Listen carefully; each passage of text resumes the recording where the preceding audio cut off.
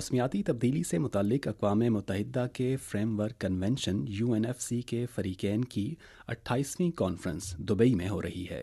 China media group को दिए गए एक खुसूसी इंटरव्यू में बैनुल-अक़वामी काबिल तजदीद तवानाई एजेंसी के डायरेक्टर जनरल कार्मेला ने कहा कि काबिल तजदीद तवानाई के शोबे में चीन की कामयाबियाँ काबिल ज़िक्र हैं।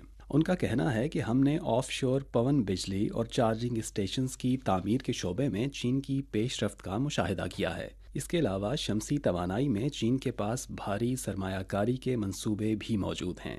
टेक्नोलॉजी की तरक्की की बदौलत चीन 16 मेगावाट ऑफशोर विंड टरबाइन बना सकता है, जो एक बहुत अहम हदफ है। उनका कहना है कि उन्होंने चीन में चार्जिंग स्टेशंस देखे हैं, जहां एक नई तवानाई की गाड़ी फी सेकंड चार्जिंग के ज़रिए 1 किलोमीटर तक सफ़र कर सकती है। चीन में होने वाली बहुत सी पेशरफ्त की वजह से हमें एतमाद मिलता है कि चीन अपने वादे के